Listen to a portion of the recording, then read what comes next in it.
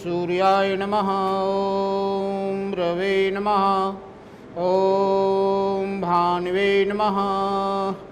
ॐ पूष्णे नमः। ॐ आदित्याय नमः। ॐ अर्काय नमः। ॐ भास्कराय नमः। हरिः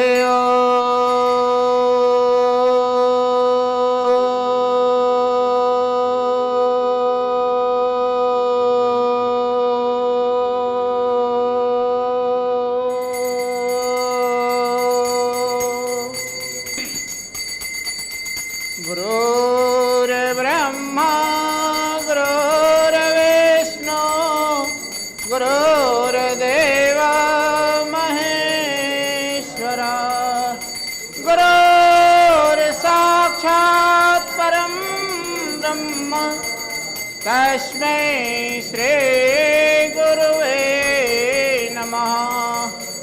गजाननं भूतगणादिसेवितं कपित्थजम्बो फलचारुभक्षणम् उमासुतं शोकविनाशकं नमामि विघ्नेश्वरं शान्ताकारं पद्मनाभं सुरेशं विश्वाधारं गगनसदृशं मेघवर्णं शुभांशुं लक्ष्मीकान्तं कमलनयनं योगैर्ध्यानगम्यं वन्दे विष्णुं भवभयहरं सर्वलोकैकनाथं। सर्वमङ्गलमाङ्गल्ये शिवे सर्वार्थसाधिके शरणे त्र्यम्बके गौरी नारायणे नमस्तुते। अखण्डमण्डलाकारं व्याप्तं येन चराचरं तत्पदं दर्शयामि तस्मै श्रीगुरुवे नमः। ध्यानमूलं गुरुमूर्ते पूजामूलं गुरुपदं मन्त्रमूलं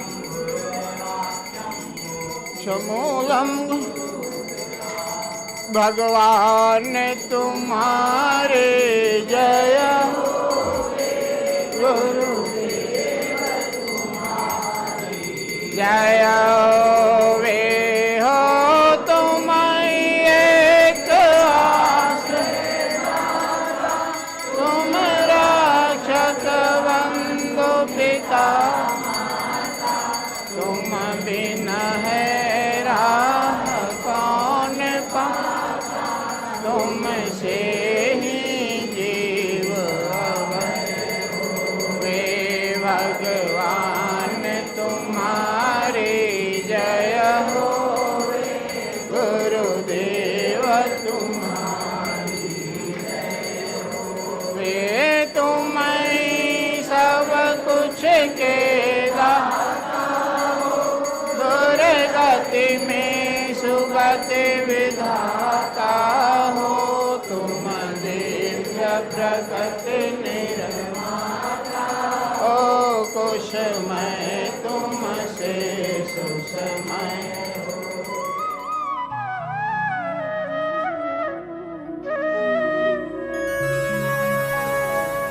हमारे आपके जीवन में जो कुछ भी हम करते हैं वो सिर्फ अभ्यास है, जो बार बार दोहराया है। बोलना, देखना, सुनना, खाना, पीना, जो दोहराया है उसका अभ्यास हो गया है। विचार नहीं किया ये अभ्यास गलत है कि सही है। अभ्यास तो अभ्यास हमारा अभ्यास है। हम करते हैं, हम बोलते हैं, हम खाते हैं, हम चलते हैं, हम देते हैं, लेते हैं। भला बुरा दोनों अभ्यास है। बुराई का भी अभ्यास है, आसानी से न छूटेगा। भलाई का अभ्यास है, वो भी न छूटेगा। जिसको देने की आदत है उसको लेना बड़ा कठिन है, लेने की आदत देना बड़ा कठिन है।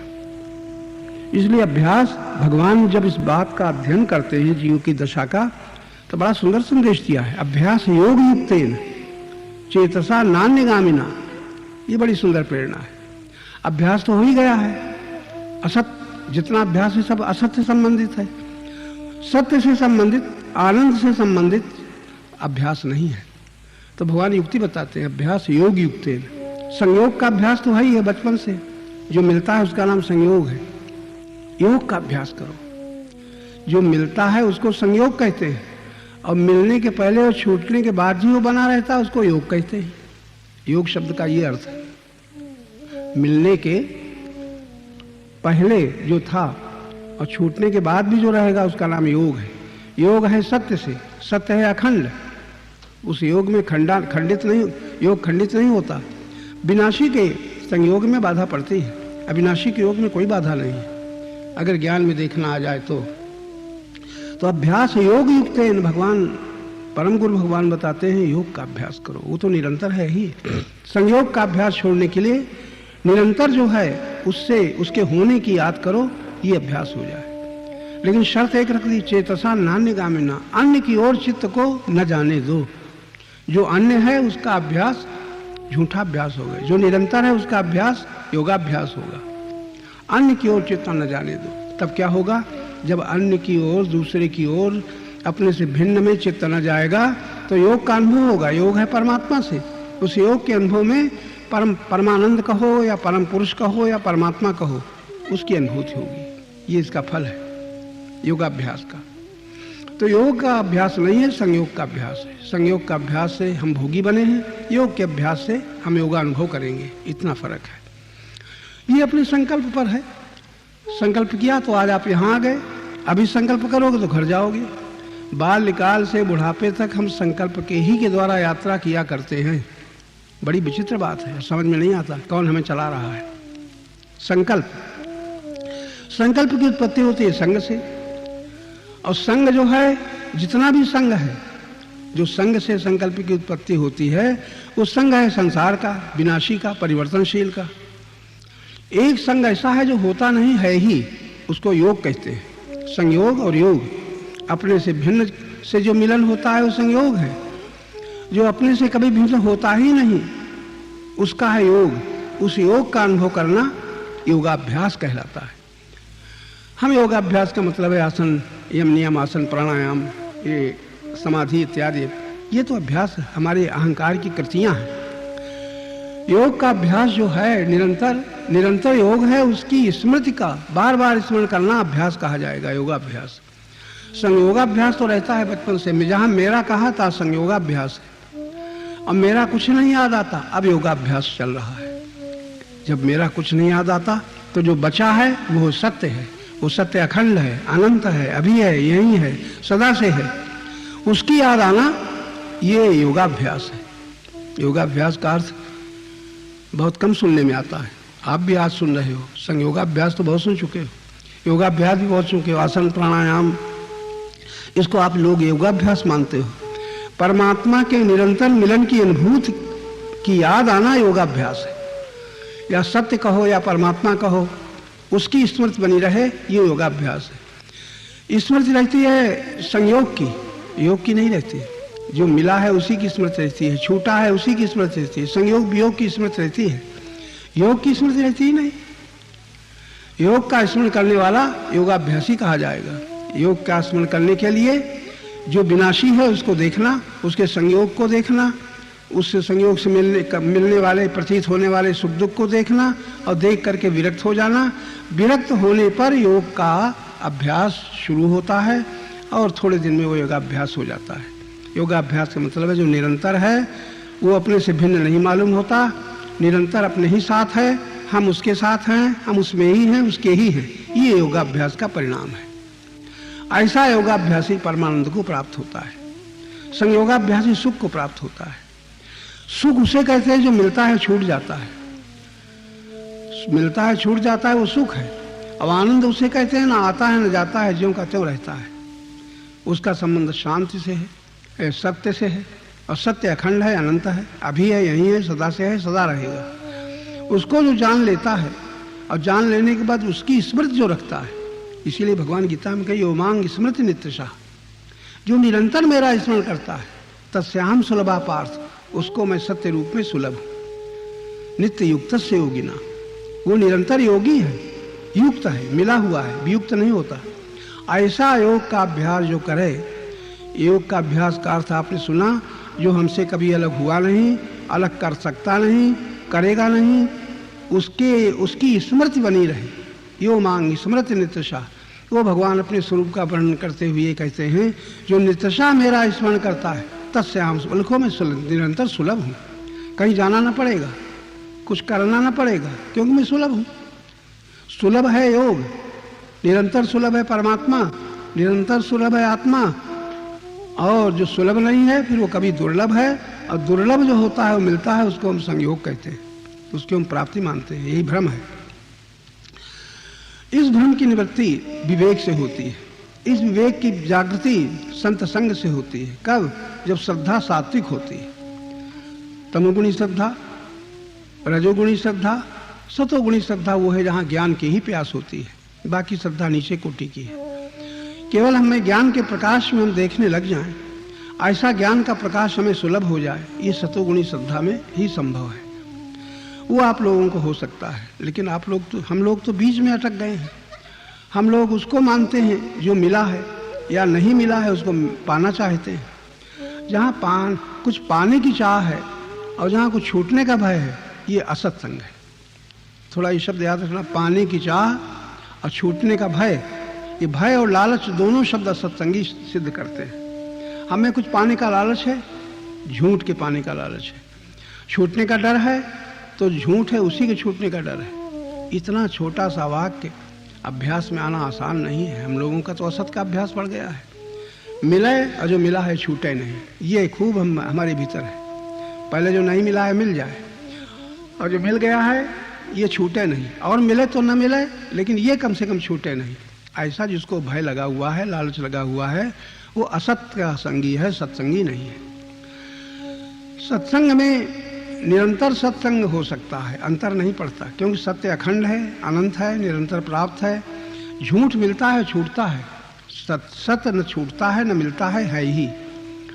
उस सत्य में हम हैं। अब आगे जब और विचार करेंगे, सत्य हम भिन्न नहीं हैं, और सत्य भिन्न नहीं है तो विज्ञान के प्रकाश में बुद्धि जब देखती है तो अभिन्नता का बोध होता है। इसी का नाम भक्ति है। परमात्मा से अभिन्नता का बोध भक्ति है। और संसार में अपना कुछ नहीं है, इस असंगता का बोध क्या है? मुक्ति है। अब मुझे कुछ नहीं चाहिए, जब निस्सार है, सत्य है, ऐसा बोध शांति है। शांति का मतलब हमें कुछ नहीं चाहिए। अब मुक्ति का मतलब हमारा कुछ है ही नहीं। और भक्ति का मतलब परमात्मा हमसे अलग नहीं है। कैसे छोटे छोटे वाक्य हैं, अगर समझ पाए। जो सत्य है, परमात्मा है, आनंद है, वो हमसे भिन्न नहीं है। और जो संसार है, ये कभी न मिला है न मिलेगा, प्रतीत होता है, प्राप्त नहीं होता। लगता है मिला है, भ्रम है। ये भ्रम यद्यपि मर्षाते हूँ कालमा, एक संत का निर्णय है। रजत सीप महाभास जिमि यथा भानु करवारी। सूर्य की किरणें जब गर्मी में दूर से देखो तो लगता है पानी बरस रहा है, पानी का बरसता हुआ दिखता है सूर्य की किरणों में। यथा भानु करवारी यद्यपि मर्षाते हूँ कालमा, तीनों काल में झूठ है, लेकिन इस भ्रम को कोई टार नहीं सकता। फिर भ्रम कैसे टरता है? भ्रम न सके को टारी, होय विवेक मोह भ्रम भागा। जब बुद्धि में ये ज्ञान हो जाता है सत असत का, जड़ चेतन का, स्व और पर का, तब ये मोह की निवृत्ति होती है। होय विवेक मोह भ्रम भागा। जब मोह दूर हो जाता है तो शक्ति बचती है, और भ्रम दूर हो जाता है तो हमारा ज्ञान बचता है। जब ये बचते हैं तब हमारा पूर्ण ज्ञान, पूर्ण प्रेम, पूर्ण शक्ति, पूर्ण से हम संबंधित होते हैं, पूर्ण के योगी होते हैं। अभी हम अपूर्ण के संयोगी का होने के कारण अपूर्ण के भोगी हैं, संयोगी नहीं है। संयोग में तो संयोगी योगी नहीं है। संयोग है वहाँ तक भोग है, और जहाँ तक संयोग है वहाँ तक वियोग है, और जहाँ संयोग वियोग है ये सत्संग है, जहाँ निरंतर योग है ये सत्संग है। विचार करें तो ये अज्ञान अपने ही द्वारा हम मिटा सकते हैं। समझ में आ जाए तो, समझ में ना आवे तो बहुत कठिन है। फिर भगवान मिल जाए, गुरु महात्मा मिल जाए, खूब उपदेश सुने, लेकिन भ्रम की निवृत्ति तब समझना, मोह की निवृत्ति तब समझना जब संसार में दूसरा कुछ मालूम ही न हो। केवल ज्ञान सत्य है, केवल प्रेम सत्य है। शक्ति सेवा के लिए है, ज्ञान मुक्ति के लिए है और प्रेम भक्ति के लिए है। 3 वाक्य हैं। ज्ञान वही है जो हम जिससे हम मुक्त हो जाएं या ज्ञान मुक्त हो जाए। जो मुक्त ज्ञान है, जो मुक्त प्रेम है, मुक्त प्रेम आनंद है, मुक्त ज्ञान मुक्त स्वतंत्रता है। और शक्ति जो सेवा में लग जाए तो ये सेवा में जीवन पुण्य का जीवन है, पुण्य का स्थल है। हम तो शक्ति के भोगी हैं, ज्ञान के भोगी हैं, प्रेम के भोगी हैं। ये भोगी अहंकार है। अहं के आकारों से मुक्ति पा जाना ये आसान बात नहीं है। बरसों कोई चर्चा सुने और कभी बुद्धि शुद्ध हो जाए तो अहं को आकारों से मुक्त कर लेना मोक्ष पा जाना है। मुक्ति गंगा नहाने से मिलती है वो और है, तीर्थों में जाकर के जो मुक्ति मिलती है वो और है, लेकिन वास्तविक मुक्ति संत मत में वो है जहाँ आकार समाप्त हो गए हैं। अहम ज्ञान तो है लेकिन अहम के साथ कुछ नहीं रह गया है। तब ये अनुभव होता है ईश्वर अंश जीव अविनाशी। अहम जो जीव बन रहा है वो ईश्वर का अंश है, अविनाशी है, चेतन है, शुद्ध है, सहज सुख स्वरूप है। ये बोध ज्ञान है। चेतन अमर सहज सुख राशि, ईश्वर अंश जीव अविनाशी। हम लोग पढ़ते हैं, वर्षों बीत गए, बुढ़ा जाते हैं पढ़ते पढ़ते, लेकिन इस मंत्र का बोध बुद्धि में प्रकाशित नहीं होता। बड़ी मुश्किल बात है। आसान है लेकिन हम पता ही नहीं लगाते हैं, हमें इसके प्रति आकर्षण ही नहीं होता। लगता है हमें ज्ञान तो है, रामायण तो पढ़ते हैं, गीता तो पढ़ते हैं, उपदेश तो देते हैं, गुरु तो हैं, हमारे बहुत शिष्य हैं। अहंकार तृप्त है अपने ज्ञान के भोग में, लेकिन अहंकार को अपना ही पता नहीं कि आकार हमारे कहाँ से बन गए। मेरा जहाँ तक मानेंगे तहाँ तक आकार होगा। जब मेरा कुछ न रह जाएगा तब निराकार स्वरूप का बोध होगा। निराकार स्वरूप में कुछ नहीं रहता, आकार रहते ही नहीं। उस निराकार तत्व है वही निर्गुण तत्व है। लेकिन ये शब्द बड़े ऊंचे हैं, बहुत शुद्ध बुद्धि से पकड़ में आते हैं। मुक्ति बहुत सरल है लेकिन मनुष्य चाहता नहीं है। भक्ति बहुत सरल है, मनुष्य चाहता ही नहीं है। मनुष्य जो चाहता है वो संसार का कोई पदार्थ है, दूसरों से मिलने वाला है। दूसरों से मिलेगा वो भक्ति नहीं, जो दूसरों से मिलेगी वो मुक्ति नहीं, दूसरों से मिलेगी वो शांति नहीं। जब किसी से कोई आशा न रह जाएगी, किसी से हमें कुछ नहीं चाहिए, शांति है, और संसार में अपना कुछ नहीं है, यही मुक्ति है। संसार में अपना कुछ है ही नहीं, देह तक अपनी नहीं। जन्म हुआ है, बढ़ा है, युवा बना है, वृद्ध हो जाएगा, छूट जाएगा। अपना होता तो हम ऐसा करने देते। जिस पर अपना अधिकार नहीं वो अपना नहीं। अपना अधिकार किसमें है? चलो सोचने की बात है। अपना अधिकार किसमें है? जो हमसे कभी न छूटे, उस पर अपना अधिकार है। जो हमें कभी न छोड़े, कभी न छोड़े, उसका हमारे ऊपर अधिकार है। और ये सत्य है, हमारे ऊपर जिसका अधिकार है वो हमको कभी नहीं छोड़ता, और छोड़ दे तो उसका भी हमारे ऊपर अधिकार नहीं। तो हम इन 2 बातों पर विचार नहीं करते। सदा रहने वाला क्या है, न रहने वाला क्या है, 2 ही शब्द हैं। सदा रहने वाले को हम जान लें ज्ञान में, ये दर्शन है। मंदिरों का दर्शन तो आंखों के द्वारा होता है, लेकिन स्वयं का दर्शन ज्ञान के प्रकाश में होता है। ज्ञान के प्रकाश में देखने वाले बहुत कम लोग विवेकी होते हैं। अपने को देख लेना ये दर्शन है। मंदिर जाना ये दर्शन नहीं है, ग्रहण है। कहीं रूप को पकड़ लेते हैं, कहीं शब्द को पकड़ लेते हैं, कहीं कुछ पकड़ लेते हैं, अनुकूल को पकड़ लेते हैं, जो प्रतिकूल है उससे द्वेष करते हैं। तो जहाँ राग द्वेष है, राग द्वेष के रहते भक्ति मुक्ति शांति नहीं मिलती। राग द्वेष के रहते संसार से संबंध बना ही रहता है। इसीलिए भगवान का वाक्य है, राग द्वेष अभियुक्त विषयान इंद्रिय शरण। इंद्रियों के द्वारा देखो, सुनो, खाओ, पियो, लेकिन राग न, प्रेम न होने पावे और प्रतिकूल से द्वेष न होने पावे। इतनी दूर पीछे हट जाओ कि हम अखंड अनंत आनंद स्वरूप, शक्ति स्वरूप, प्रेम स्वरूप परमात्मा के हैं।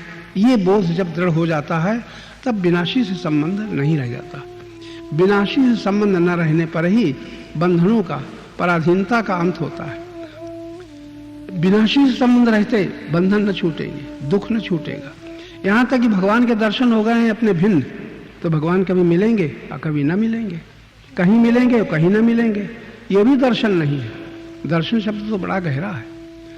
मम दर्शन फल, संत का अनुभव है कि दर्शन संत किसे मानते हैं। मम दर्शन भगवान कहते हैं, राम से कहा गया है ये। मम दर्शन फल परम अनुपा, उसकी उपमा नहीं दी जा सकती, उससे आगे कुछ है ही नहीं। वो क्या है? जी उपाव निज सहज स्वरूपा। सहज जो है ही है, कहीं से आना जाना नहीं है, उस स्वरूप को जो प्राप्त होता है, ये दर्शन का फल है। कैसी बढ़िया बात है, कैसी तात्विक बात है। मम दर्शन फल परम अनुपा जीव पाव निज सहज। सहज जो है ही है, आना जाना भी नहीं है, उस स्वरूप को जो प्राप्त होता है, ये दर्शन का फल है। दर्शन का फल बताया है, दर्शन नहीं। जीव पाव निज सहज स्वरूपा मम दर्शन फल परम अनुपा। ऐसी स्थिति में जब हम पहुंचे, इसके लिए बुद्धि योग की जरूरत है। अभी तो संयोग के भोगी हैं, उससे पार ही नहीं जा पाते। संयोग अपने से भिन्न का होता है, योग तो है ही है। संयोग होगा वो प्रकृति के पदार्थों का होगा, योग तो परमात्मा का निरंतर है, उसकी अनुभूति नहीं होती। इसी में अटके हुए हैं, इसी को पकड़े हुए हैं। दुख की कृपा जब होगी तो हम योग चाहेंगे। अभी तो हमें संयोग ही प्रिय है और संयोग ही चाहते हैं। जन्म से लेकर के बुढ़ापे तक संयोग प्रिय है। जो संयोग हुआ है, प्रार्थना पूजा हमारी इसलिए है कि बना रहे, और जो नहीं मिला है मिल जाए। और अकल की बात तो देखो, जो मिला है निश्चित छूटता है, और चाहते हैं और मिल जाए। ये मिला है छूट जाएगा, और मिलेगा तो रह जाएगा। जहां तक पाना है और जहां तक छूटना है, ये दर्शन नहीं है, ये तो ग्रहण है। पकड़ लिया है हमने, पकड़े हुए को हम चाहते हैं ये बना रहे। आप लोग सोच के देखो, आप क्या चाहते हो? जो है वो बना रहे, परिवार बना रहे, ये शरीर बना रहे। और हमको शरीर से मिला दिया है, परिवार से मिला दिया है, तो हम जैसे वैसे बने रहें। इसमें परिवर्तन हो, ये ज्ञान है, ये दर्शन नहीं है। पकड़ में हम फंसे हुए हैं, मान्यता में फंसे हुए हैं। इसीलिए दुख ऐसी कृपा है कि हम चाहते हैं सुखी रहें, और जहां सुख चाहते हैं उसी के पीछे हम दुखी होते हैं। धन से धन पा करके सुखी रहें और धनी के पीछे हमें दुख भोगना पड़ता है। परिवार के संयोग से हम सुखी रहें, उसी संयोग के पीछे हमें दुखी होना पड़ता है। असत्संग बिना दुख नहीं, और सत्संग में कहीं दुख नहीं है। सत्संग में दुख है ही नहीं, और सत्संग में दुख का अंत नहीं है। सुख की प्रतीति होती है, प्राप्ति नहीं होती। सुख की प्रतीति उसे कहते हैं जो जैसे कि सर्दी गर्मी हवा पानी प्रतीत होती है, प्राप्त नहीं होती। सुख हम लोगों को बचपन से भोगते बीत गया, प्राप्त नहीं हुआ, प्रतीति हुई है। इस शब्द को ज्यादा पकड़ लेना। हम लोग प्रतीति के मोही हैं। जो मालूम पड़ता है और मालूम पड़ने वाले में जो अच्छा लगता है, हम चाहते ये बना रहे। ये प्रतीति है, ये प्रतीति का भोग है, प्राप्ति नहीं है। प्राप्त तो है जो कभी अलग नहीं होता, प्राप्त वो है जो कभी छूटता ही नहीं। मिला सो मिला, सदा मिला ही रहेगा, उसको प्राप्त कहते हैं। अप्राप्ति की प्राप्ति का जब प्रश्न है, तब भी अज्ञान में भटकना होता है। परमात्मा निरंतर प्राप्त है, आनंद निरंतर प्राप्त है, शांति निरंतर प्राप्त है। निरंतर प्राप्ति का अनुभव संतों के संग से बुद्धि जब ठीक होती है तब समझ में आता है। तो ये बात बड़ी याद रखने की है कि इतना जीवन हमारा बीता है कहाँ, जो प्राप्त नहीं है, अप्राप्त को हम प्राप्त मानते हैं। उसी में हमने अब सदा रहने वाले प्रेम में हमने रख लिया है, सदा रहने वाले ज्ञान में हमने रख लिया है, और उसी की रक्षा में हम शक्ति को लगाए हुए हैं। ये है विपरीत जीवन, ये है असत्संग। असत्संग है। सत्संगी को तो कुछ करना होता ही नहीं, उसको चिंता भय का कोई स्थान ही नहीं है, वहां आने जाने का कोई प्रश्न ही नहीं है। सत्य अखंड है, सत्य नित्य है, निरंतर है। बुद्धि जिसकी ऐसे सत्य में स्थिर हो जाती है, द्वंद्व के मोह से छूट जाता है, फिर दो नहीं रहते। अखंड सत्य, अनंत सत्य, अखंड आनंद। ऐसी स्थिति जब आ जाए, कब? जब बुद्धि शुद्ध हो। बुद्धि शुद्ध कब होगी? जब विनाशी को अपना न मानेंगे। सबसे बड़ा रोग है, जो नहीं रहेगा वो अपना मालूम होता है, जो मिला है वो अपना मालूम होता है, और जो है उसका पता नहीं है। है का सत्य की बड़ी सरल परिभाषा संत ने एक बताई थी, एक संत ने बताई थी। सत्य की सरल परिभाषा, है का नाम सत्य है, नहीं का नाम माया है। इस बात समझ में आती है? जो नहीं, जिसको जहां नहीं कहना पड़ता है माया, और है का कभी अभाव नहीं, वही सत्य है। जो निरंतर रहेगा, निरंतर है और निरंतर सदा से है, इसका नाम सत्य है। ऐसी शुद्ध बुद्धि के द्वारा जब है को जान लेते हैं तो मानो हम सत्संगी हैं। अहंकार सत्संगी है कब? जब है को जान ले। वो नहीं को पकड़े हुए मेरा मेरा कह रहा है, उसी में मोह में लोभ में, अभिमान में ये दोष हैं जो उसको दुख देते हैं। ऐसे दुखों के भोग से जब दुख की कृपा होगी, दुख की कृपा या दुख का अनुभव हम करेंगे। हम तो सुख चाहते हैं, दुख से बचना चाहते हैं। सुख चाहने वाला दुख से बच नहीं सकता। जब ये ज्ञान होगा कि सुख का चाहना ही हमारा भ्रम है, सुख का चाहना, क्योंकि हम स्वयं रामायण के एक मंत्र अगर रामायण का पकड़ में, चेतनामल सहज सुख राशि, हम सुख ही हैं और सुख चाहते हैं, बस यही भ्रम है। ये भ्रम आसानी से दूर हो जाएगा क्या? आज से दूर हो जाएगा। आदत पड़ी हुई है। घर जाते हो तो सुख के लिए, माता पिता पत्नी से बात करते हो तो सुख के लिए, जो कुछ हम करते हैं सुख के लिए करते हैं। सुख का चाहने वाला असत्संगी है।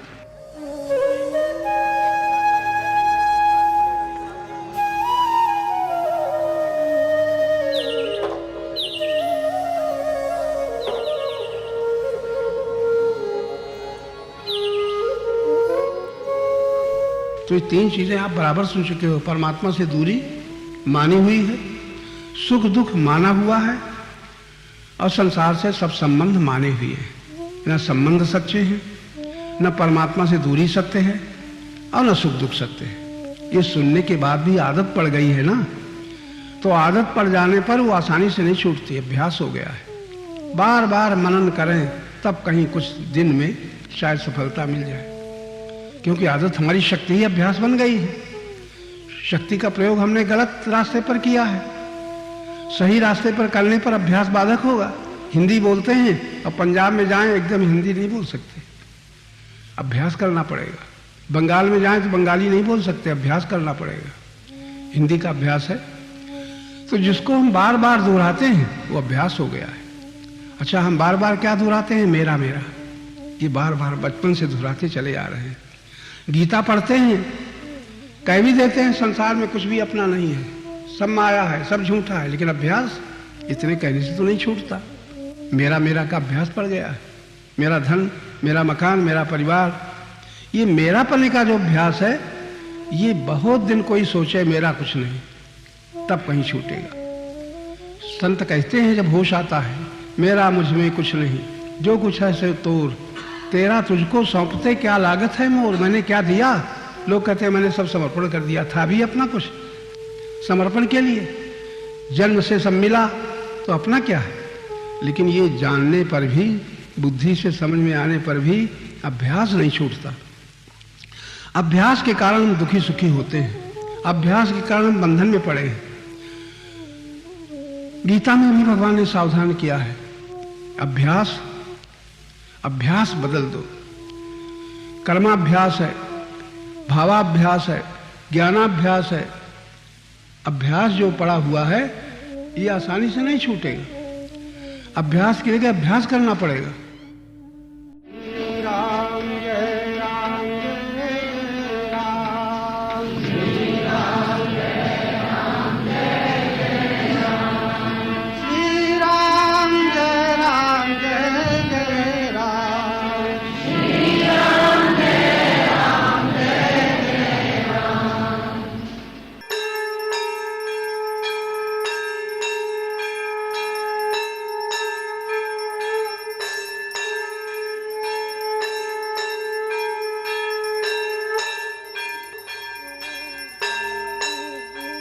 सबको मालूम है क्रोध न करना चाहिए, जानते हो कि नहीं? क्रोध न करना चाहिए, करना चाहिए। क्या ख्याल है आप लोगों को? न फिर भी करते हैं। लोभ न करना चाहिए, फिर भी करते हैं। मोह न करना चाहिए, फिर भी करते हैं। ममता न करनी चाहिए, भगवान कहते हैं तब भी हम नहीं मानते हैं। गीता कहती है तब भी नहीं मानते हैं। रामायण में लिखा है तब भी नहीं मानते। अखबार की मानते हैं जो करना चाहिए, लेकिन गीता की, रामायण की बात नहीं मानते, अभी तक नहीं मानते। ये हम लोगों के भीतर बड़ी कमी है। आप लोग उसका खुलासा करोगे तब पता चलेगा। जाने कितनी बातें ऐसी हम करते हैं जो नहीं करना चाहिए, हो जाती हैं, होती रहती हैं। शक्ति उसमें नष्ट होती रहती है, समय उसमें नष्ट होता रहता है। प्रीति हमारी उसके पीछे फंसी हुई है। ज्ञान हमारा ढका हुआ है। कई चीजें कही, ज्ञान हमारा ढका हुआ है और उसकी परवाह नहीं कि हमारा ज्ञान कहाँ ढका है। ज्ञान ढका हुआ। आवृतम ज्ञान में तेन, कैसा सुंदर निर्णय भगवान ने दिया है। ये ज्ञान आवृत हो गया है काम से, कामनाओं से, कामना वाली वस्तुओं से, कामना जिनसे पूर्ति होती उन व्यक्तियों से क्या ढका है? कितना छोटा सा शब्द है, ज्ञान ढका हुआ है। जिस ज्ञान में हम, जिस प्रकाश में हम देख रहे हैं, देख सकते हैं, और जिस आंख से देखते हैं वो आंख ढकी हुई है। जहां हम बैठे हैं हमारी आंख के आगे क्या है? थोड़ा ध्यान देना। प्रकाश में अभी देख सकते हैं, लेकिन आंख के आगे क्या है? जो आंख के आगे है उसी से वो प्रकाश में देखना हमारा ढका हुआ है।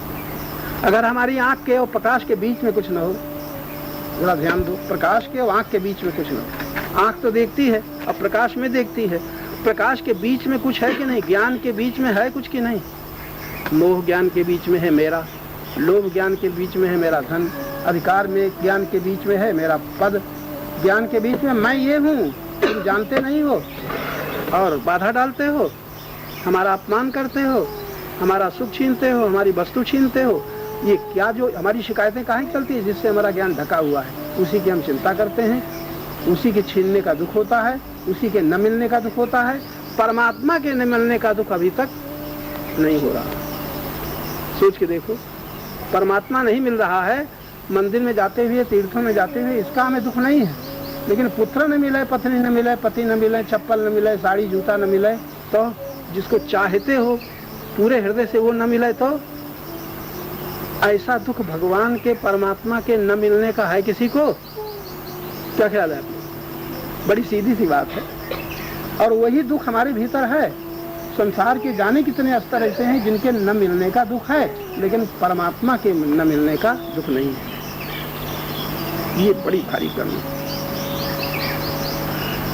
अच्छा, जिसे हम दुखदाता मान लेते हैं, दुख देने वाला, उसका छोड़ना कितना आसान हो जाता है। क्या ख्याल है? थोड़ा सोच के देखो, जीवन दर्शन की बात है। जिसे हम दुख देने वाला मान लेते हैं उसे छोड़ना, कभी कभी तो घरों में ऐसी नफरत हो जाती है, पता चल जाए कि इनके कारण हमें ये दुख हुआ, एकदम संकल्प करते हैं इनसे हम न बोलेंगे, इनके पास न बैठेंगे, इनके यहाँ न जाएंगे, इस स्थान में न जाएंगे। लड़ाई हो जाती है तो बरसों के संबंध टूट जाते हैं। तब जब दुखदाता मालूम होता है, दुख देने वाला। तो जैसे दुख देने वाले संसार की घटनाएं हमें मालूम होती हैं और व्यक्ति मालूम होते हैं, वस्तुएं मालूम होती हैं, उनको हमने जाने कितनी बार त्यागा है, उनसे अलग हुए हैं। ऐसे ही दुख देने वाला क्रोध मालूम होता है। बड़ी सोचने की बात है, नहीं मालूम होता। क्रोध आता है और लेकिन दुख देने वाला नहीं मालूम होता। लोभ की पुष्टि हम कर रहे हैं, लेकिन दुख देने वाला लोभ नहीं मालूम होता। कि मालूम होता है, दुखी होते हैं और दूसरों से लड़ते हैं। हमारी जमीन छीन ली, पैसा छीन लिया, जायदाद छीन ली, मकान छीन लिया, लड़ते कि नहीं लड़ते? सारे संसार के संघर्ष, देश व्यापी और विश्वव्यापी और समाज व्यापी जितनी लड़ाइयां हैं, वो छीनने ही के पीछे और न मिलने ही के पीछे तो हैं। सारा संसार इच्छा द्वेष समुत्थेन द्वंद्व मोहेन भाति। भगवान ने तो एक दो वाक्यों में ऐसा जीवन का पूरा चित्र खींच दिया है, हम उस पर विचार नहीं करते। इच्छा और द्वेष अब बाद में होता है तो क्या हुआ, पहले सब कर डालो, बाद में मालूम होता है, इससे क्या हुआ? बिच्छू दिखाई पड़ी और जो डंक मारा तो बाद में दुख मालूम होता है कि पहले ही से भागोगे। बिच्छू दिखाई पड़ी, अभी मारा वारा कुछ नहीं और एकदम चौंक गए, या तो उसी को मार डालोगे या फेंक दोगे। तो जो दुख दाता मालूम होता है, अभी दुख दिया नहीं। परिवार में किसी से दुख मिला, चोर से दुख मिला, चोर आता है तो चोरी करने के बाद उसको दुखदाता मानोगे कि पहले ही? जी पहले मानेंगे। चोर को दुख देने वाला माने, डाकू को दुख देने वाला माने, कोई काटने वाले को दुख देने वाला माने। घर में कोई ऐसा है कि जानते हैं ये गुस्सा होगा, ये गाली देगा और ये हमें बार बार फटकार चुका है कई बार, तो उसको दुख देने वाला माने। लेकिन क्रोध को दुख देने वाला, जब क्रोध आ जाए, बक धक ले, तब माने। ये कोई योग्यता है हमारी? ये तो बड़ा गड़बड़ है। सही नहीं चलता, कब आ गया। अब कहे जाते हैं पता नहीं चलता कि क्रोध है, यानी है उसके अनुसार व्यवहार हो रहा है और देख नहीं रहे हैं कि हम क्या करने जा रहे हैं और क्या कैसे चले जा रहे हैं। बताइए, अब गीता रामायण सब भूल जाते हैं। ये भूल अभी तक चल रही है हम लोगों में, कौन सुधार करेगा? खैर, ज्ञात हो जाए क्रोध आने वाला है। क्रोध भीतर से प्रकट होता है, बाहर से नहीं आता। अच्छा, प्रकट से प्रकट होता है तुम्हें पता नहीं चलता? जरा सी कोई हानि हुई, अपमान हुआ, कट शब्द सुने तब क्रोध आता है कि ऐसे ही आता है? किसी पर आता है ना, तो जब आता है तुम देखते हो कि नहीं कि हाँ ये क्रोध है। अब बोलना चाहते हो कि नहीं, कुछ करना चाहते हो कि नहीं, कर जाते हो कि नहीं जी? है? कर जाते हो तो क्या दिखाई नहीं पड़ता? ये कहो हम देखते ही नहीं, ये थोड़े है कि वो दिखाई ना पड़े, देखते ही नहीं। हम उसको देखते हैं जिसके कारण हमें क्रोध आया है ऐसा कि नहीं? नहीं, क्रोध तो साफ आता है और उस पर जिसको उससे हम भिड़ते हैं जिसके पीछे हमें क्रोध आया है, और क्रोध को नहीं देखते, उसको देखते हैं जिसके पीछे हमारी हानि हुई है, जिसके कारण उसको देखते हैं और लोभ को नहीं देखते। बड़ी चार बातें बड़ी सुंदर। सब दुखी होते हैं हानि से, और हानि से दुखी होने से किसको ये होश आता है कि ये लोभ हमें दुख दे रहा है? आप लोगों के एक बार दुखी हुए हो हानि से?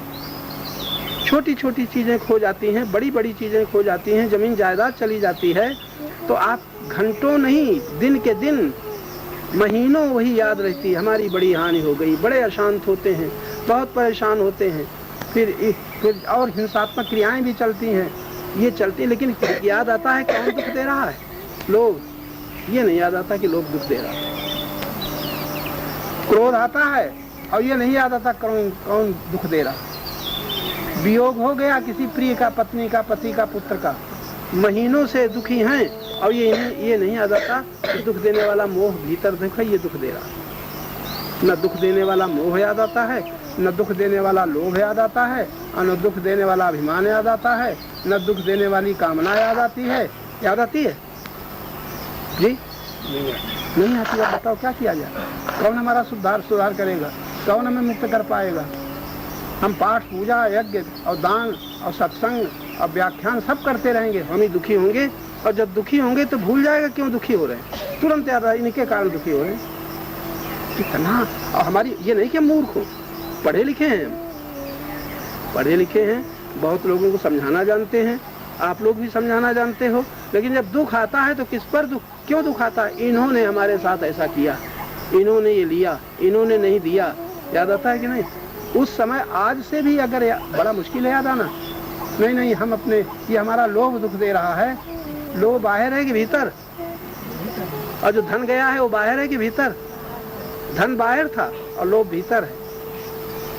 अधिकार बाहर से मिला था, अभिमान भीतर है। संयोग बाहर का था, वियोग हो गया, मोह भीतर है। भीतर हमारे है, उसको तो देखते नहीं और बाहर भिड़ते हैं, लड़ते हैं, जीवन बीत रहा है इसीलिए। अब बताओ क्या किया जाए? कौन समझाएगा? दुख की कृपा से मानव का उत्थान, भगवान बुद्ध को होश आया, दुख को भोगा नहीं, उन्होंने पहले ही से देखा। इतना राज्य था, वैभव था, महल थे, दास दासियां थी, इतने भोग सामान थे, और महाराज दुख ने उनको चैन न लेने दिया। ये है दुख दर्शन। एक है दुख भोग, हम दुख भोगते भोगते इतनी आयु बीत गई, अनेकों बार दुख भोगा, और दुख भोगते हुए भी दुख देने वाला दोष हमारे भीतर है, ये याद नहीं रहता। उस दुख का दाता बाहर मान करके ईर्षा, द्वेष, कलह, क्रोध, निंदा, घृणा, ये 6 दोष, 6 अपराध हमसे बनते ही रहते हैं, बनते रहते हैं। हाँ। क्या करना चाहिए तो बरसों से सुन रहे हो और करते भी हो। जब भी करने लगे, कीर्तन भी करने लगे, पूजा भी करने लगे, सत्संग भी आने लगे, भागवत कथा भी सुनने लगे, सप्ताह सुनने लगे, और जो न करना चाहिए वो चल रहा है पीछे पीछे कि नहीं? तो यही बड़ी विचित्र बात है, बड़ी विचित्र बात। तो वो पीछे पीछे चल रहा है। बीच पे भी याद आ जाता है। बता दीजिए वो ठीक है। हाँ जी, नए सिरे से बताएं आप। नए सिरे से बताएं? आवाज हम पुराने सिरे से बता रहे हैं। अब ये नया तरीका भाई हमें बताओ कैसा होता है। ये बड़ा विचित्र। अभी तक तो ढका हुआ था, इसलिए असर नहीं हुआ। हाँ बात ठीक, ढका हुआ था क्या? ज्ञान ढका था। ज्ञान तो मौजूद है, अब ज्ञान जिससे ढका है वो हमारी स्वीकृतियां हैं, हमारी मान्यताएं हैं, हमारा मोह है। माना हुआ वस्तु को मान लिया तो ज्ञान ढक गया, किससे? पदार्थों से। व्यक्ति को मान लिया तो ज्ञान ढक गया व्यक्तियों से। अधिकार को मान लिया तो ज्ञान ढक गया पद से। और सुख को मान लिया तो ज्ञान ढक गया सुख देने वाली परिस्थिति से। इसलिए हमारा ज्ञान ही तो ढका है, और ज्ञान मौजूद है, ये नहीं कहीं गया। जिस ज्ञान में हम देखते हैं वो ज्ञान ढका है। अब आज इसका दुख है हमें, फिर हम वही लौटेंगे, और सबका दुख है, लेकिन इसका दुख नहीं कि हमारा ज्ञान ढका है। वस्तु के जाने का दुख है, वियोग का दुख है, हानि का दुख है, अपमान का दुख है, जाने कितने दुख हैं, और हम दुखी क्यों रहे हैं? क्योंकि हमारा ज्ञान ढका है। उसमें कहाँ याद आती है? इतनी उम्र बीत गई, जब हम दुखी होते हैं तब कुछ उस समय याद आता है ज्ञान ढका है, हम सही देख नहीं पा रहे, वरना हमें कोई संसार में दुख दे नहीं सकता। परमात्मा के पास दुख है ही नहीं, देगा कहाँ से? और संसार तो जस्ट जड़ है, वो दुख कहाँ से देगा? प्रकृति में भी दुख नहीं है, वो कहाँ से देगा? दुख तो हम ज्ञान ढका है इसलिए मान लेते हैं, वरना का उनको सुख दुख कर दाता। ये कितनी बार चौपाई पढ़ी है, लेकिन आज तक हमें सुख देने वाला भी दिखाई देता है, सुख देने वाला भी दिखाई देता है, दुख देने वाला भी दिखाई देता है ना। और अब भी सुनने के बाद मौके पर याद न रहेगा, सुख देने वाला दिखाई पड़ेगा और हम भूल जाएंगे, नहीं नहीं ये सुख देने वाला ये नहीं है, सुख हमने मान लिया है। दुख देने वाला है नहीं, ये मान लिया है, ये याद नहीं रहे। दो शब्द हैं सिर्फ, मान लिया है वरना दुख होता ही नहीं, मान लिया है वरना सुख होता ही नहीं। आपने ये चर्चा सुनने में सुख माना है कि है नहीं? जरा गहराई से देखो इसमें क्या सुख है। और कोई ऐसे व्यक्ति को बुला लाओ जो सुनना न चाहता हो तो उसको सुख होगा? नहीं है, नहीं, सुख है ही नहीं। तुमने मान लिया है इसलिए है, न मानो तो नहीं है। हाँ, तो बात तो वही हो गई, तुम्हारे मानने से है कि यहाँ से सुनने से, तुम्हारे देखने से है कि दर्शन से है? सुख कहीं नहीं है, आप मान लेते हैं। और बड़ा गहरा इशारा है, मान क्यों लेते हैं?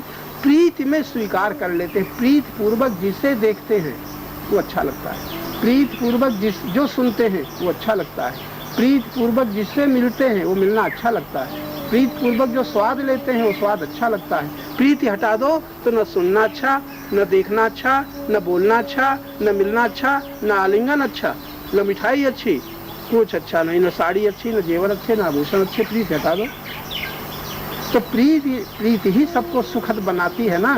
प्रीति से ही सब कुछ अतिरंजित सुंदर हो जाता है ना। प्रीति हटा दो तो संसार में कुछ भी सुंदर नहीं है, और प्रीति लगा दो तो वही सुंदर है जहाँ तुम्हारी प्रीति की रोशनी पड़ रही है। कोई सुखद नहीं है, मान लेते हैं। हाँ, जब कीर्तन माने हुए हैं, माने हुए क्या मान लिया है? अगर जप में आप सुखी होते हो तो माना हुआ है। फिर जप क्यों करना चाहिए? जप छोड़ने के लिए। कीर्तन क्यों करना चाहिए? कीर्तन छोड़ने के लिए। सत्संग संत संग क्यों करना चाहिए? असत्संग छोड़ने के लिए। ये आप जो कुछ करते हैं छोड़ने के लिए करते हैं, कुछ पाने के लिए करते हैं? आज समझ लो, ये बीच में ऐसे शब्द निकल जाते हैं, हम लोग ध्यान से देखते नहीं। आप कीर्तन, जाप, पूजा पाठ, मंदिर, संत संग ये छोड़ने के लिए करते हो कि पाने के लिए करते हो? अभी समझ लो, पाने के लिए नहीं करते, क्योंकि पहले कुछ कर रहे हो वो छूट जाए। गलत कर रहे हो तो सही करो ताकि सही से वो गलत हट जाए। अगर तुम कहीं संग में न जाते होते तो किसी संत संग में आने की जरूरत ही नहीं थी। तुम गलत भाषा न बोलते होते तो सही भाषा, सही शब्द को बीच में लाने की जरूरत ही न थी। तुम किसी को अपना न मानते होते, किसी को अपना न मानते होते तो भगवान को मानने की कोई जरूरत ही नहीं थी।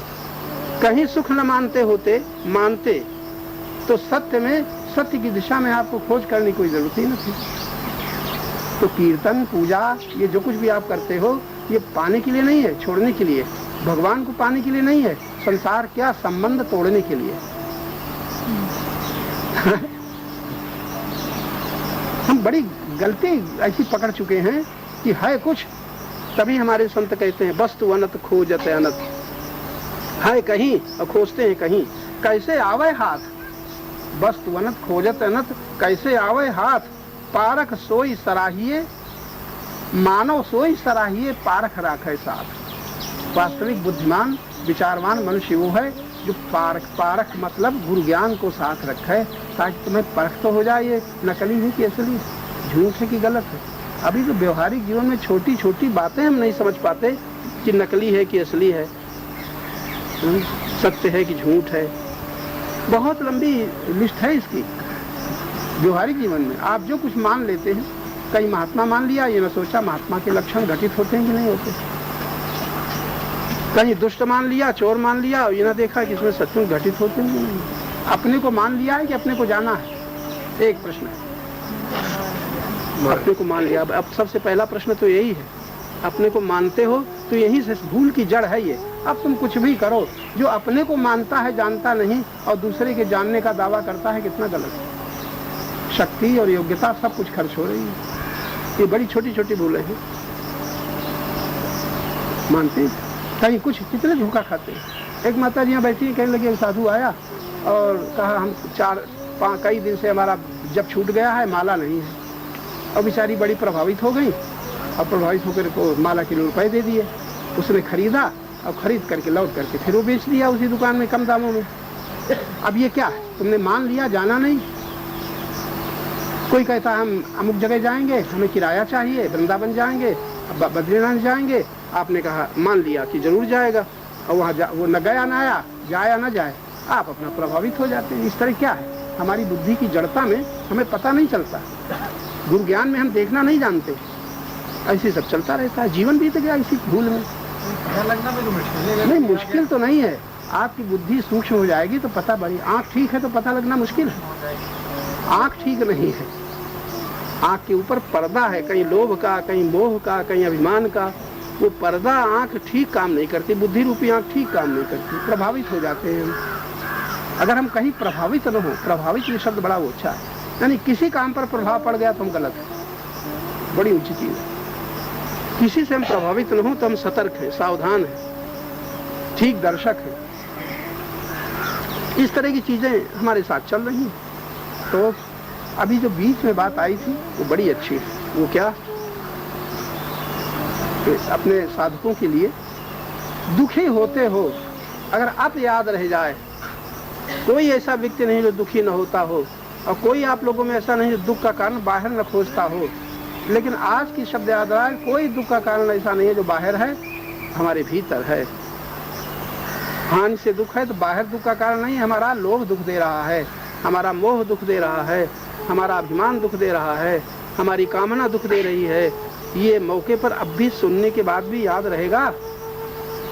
जल्दी में हम परेशान हो जाएंगे, कहीं उत्तेजित हो जाएंगे, कट शब्द कहने लग जाएंगे, पर क्रोध आ जाएगा और उस समय भूल जाएगा कि दुख का कारण ये नहीं है, हमारे भीतर दो चार दोष है, लोभ, मोह, अभिमान, कामना, आसक्ति, यही दुख के कारण। 150 नहीं है। अब यही भी याद नहीं रहता तो होता क्या है, जो न करना चाहिए वो हम करते चले जा रहे हैं, न करना चाहिए वो करते ही चले जा रहे हैं।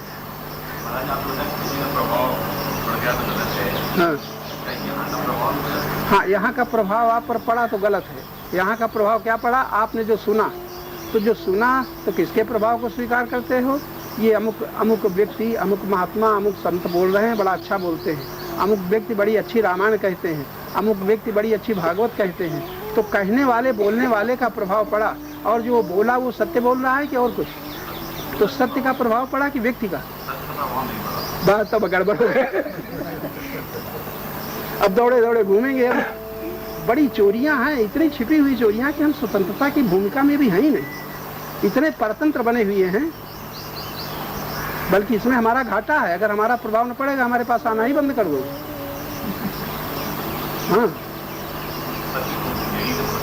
हाँ, पता तो चलेगा, बात ठीक, तो कहीं गड़बड़ न करना, आते रहना। छोटी छोटी बातें जो हमारे जीवन के साथ चल रही हैं, उनका स्वाध्याय नहीं हो रहा, अपना अध्ययन नहीं हो रहा, तो परिणाम क्या है, समय बीता जा रहा है, आयु बीती जा रही है। और हमारे भगवान कहते हैं मृत्यु के पहले प्राक शरीर विमोक्षणात्, काम क्रोध लोभ के वेगों को, इनके जो वेग आते हैं जो हमारी शक्ति को चौपट कर देते हैं, हमें बहिर्मुख बना देते हैं, हमें किसी का दास बना देते हैं, इन वेगों को तुम रोक लो शरीर छूटने के पहले। ये है विजय। बाहर के शत्रुओं पर विजय पा ली, ये विजय नहीं है, ये तो बहुत छोटी बात है। अंतर के शत्रुओं पर हम विजय प्राप्त कर लें तो हमारी जो शक्ति पशु नष्ट कर रहा है, राक्षस नष्ट कर रहा है, दानव नष्ट कर रहा है, उससे हम मुक्त हो सकते हैं। इसकी हमें चिंता नहीं, इसका हमें दुख भी नहीं, ये गड़बड़ी। अब अगर बार बार याद आ जाए, बहुत सावधान बुद्धि से सुन रहे हो, तो जब दुख आवे तुरंत दुखदाता बाहर न मानो। दुखदाता लोभ है। हानि से दुखी हो तो लोभ, अपमान से दुखी हो तो अभिमान, वियोग से दुखी हो तो मोह, और कमी से दुखी हो, न इच्छा पूर्ति न होने से दुखी हो तो काम। इतने दोष हैं, 150 नहीं है। तब क्या करोगे? तब फिर अपनी ओर लौटोगे।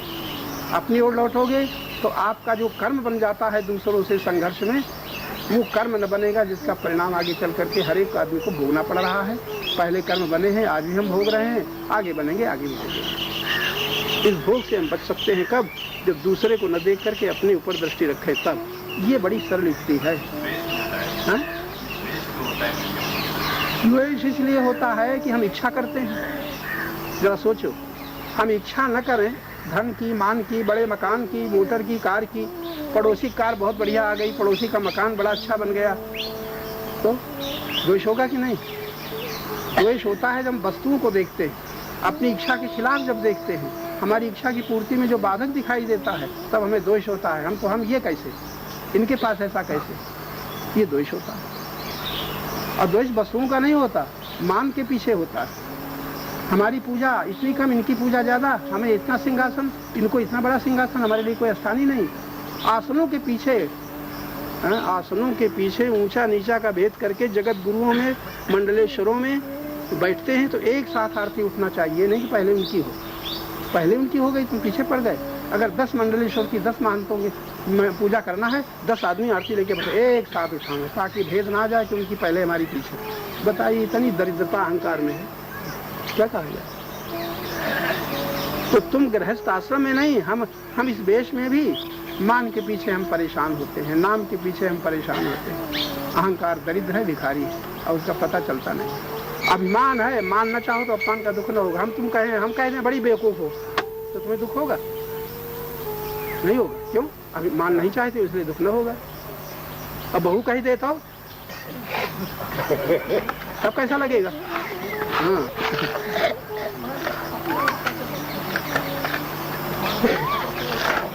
अभिमान को छोड़ो, मान मत चाहो। तुम चाहो नहीं, तुम्हें कोई दुख दे नहीं सकता। चाहोगे तो तुम्हें दुख होगा ही।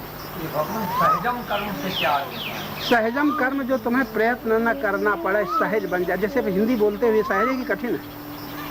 अभी तो बोले, हिंदी बोलना कठिन है कि फारसी? तो जिसका तुम्हें अभ्यास हो गया है। अच्छा, क्रोध कठिन है कि क्षमा? लेना कठिन है कि देना? जिसका हमें अभ्यास हो गया है वो हमारे लिए सहज कर्म। पाप हमारे लिए सहज है लेकिन पुण्य कठिन है। ऐसे ही जब इसका अभ्यास हो जाएगा तो पुण्य हमारे लिए सहज हो गया, पाप कठिन हो जाएगा। और सहज कर्म जो परमात्मा से संबंधित हो, क्योंकि परमात्मा से संबंधित कर्म में हमें किसी की अपेक्षा नहीं है। जरा ये बड़ी लंबी बात है। सहज कर्म वो, सहज कर्म तुम्हारे लिए वही है जिसका तुम्हें अभ्यास हो गया है। इसकी पहला अर्थ तो ये है, जिसका अभ्यास हो गया है वो सहज है कि नहीं। अब आपने सोचा कि अभ्यास जो हो गया है वो गलत है कि सही है? जी, ये निरीक्षण की बात है। जो हमें अभ्यास है आज, जो हमारे लिए सहज कर्म है, जैसे पैसा तुम्हें हाथ में आता है तो फेंकते हो कि लेते हो? और जब देने की नियत होती है तो बहुत सोचते हो। तो लेना सहज है कि देना? अभी सहज कर्म हो गया। इसी प्रकार एक ऐसा समय आएगा कि परमात्मा नित्य प्राप्त है। हाँ? हम परमात्मा से बिल्कुल मिले हुए चेतन स्वरूप हैं, ये सहज हो जाएगा। तब फिर ये जितना ये साधन भजन ये क्रियाएं हैं ये सब दूर हो जाएंगे। ये सहज नहीं हो पा रहा है। परमात्मा से नित्य संबंध है वो सहज नहीं हो पा रहा है। और जो संसार का संबंध टूट जाएगा वो सहज है कि कठिन? जानते हैं छूट जाएगा, उसको पकड़े बैठे हैं, छूट न जाए, ऐसा न हो जाए। अब देखो, जो कठिन है उसको सहज बना लिया है। वियोग होगा कि नहीं? वो मेरे हैं, मेरे हैं, ये मेरे कहना आपके लिए सहज है कि कठिन? सहज है। और परमात्मा मिले तब पता चले क्या है, वो बहुत सा कठिन है। तो सहज कर्म वही है जिसका हमें अभ्यास हो गया। अच्छा भाई, हाँ? सहजावस्था वही है जिसके लिए किसी की अपेक्षा न हो। जैसे आंख ने आप देखा तो ये सहज की कठिन? स्वाभाविक जो हो जाता है, जिसके लिए आप प्रयत्न नहीं करते हैं, वो सहज है। और जिसके लिए आपको प्रयत्न करना पड़ता है वो सहज नहीं है।